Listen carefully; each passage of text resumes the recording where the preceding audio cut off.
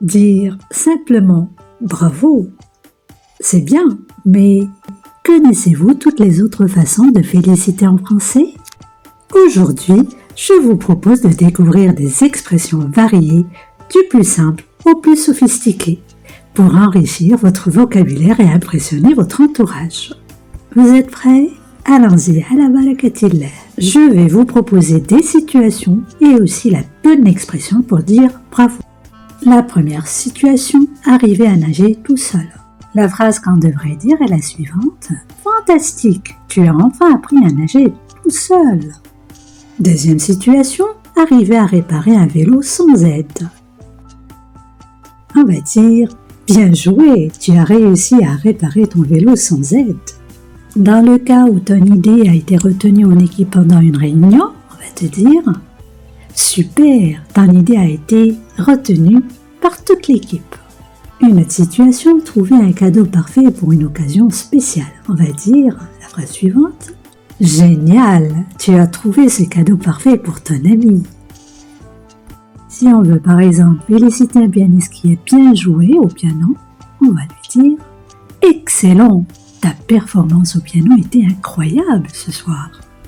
Une autre situation pour féliciter par exemple un joueur de tennis qui a battu un record personnel, on va lui dire la phrase suivante. Chapeau, tu as battu ton record personnel au tennis. Si un collègue obtient un poste de responsabilité, on va le féliciter de la façon suivante. Félicitations pour avoir obtenu ce poste, c'est un vrai accomplissement. Pour quelqu'un qui a réussi un entretien et qui a laissé une bonne impression, on va lui dire tu as assuré un entretien, le recruteur était impressionné. Pour une personne par exemple qui a su monter une armoire rapidement, on va lui dire la phrase suivante.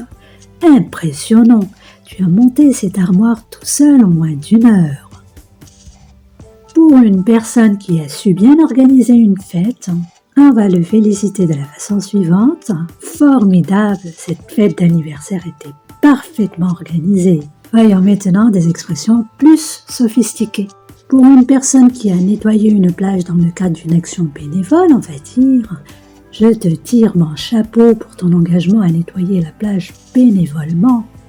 Une autre situation, pour une personne qu'on connaît par exemple qui a publié un roman, on va dire la phrase suivante « Toutes mes félicitations pour ton premier roman publié, c'est un grand pas ». Une autre situation avec une personne qui a de la patience avec les enfants.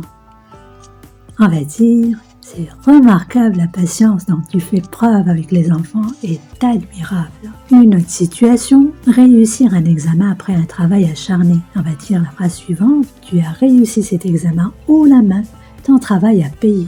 Et enfin, pour féliciter une personne qui a créé un beau jardin, on va dire la phrase suivante, ce jardin est splendide, tu as vraiment fait un travail de maître. À vous maintenant. Je vous ai préparé ce bon gâteau salé. Qu'est-ce que vous allez m'écrire dans les commentaires pour m'encourager et me féliciter? Notez bien que je ne vais pas accepter l'expression bravo. Donnez-moi d'autres expressions qu'on a vues dans la vidéo.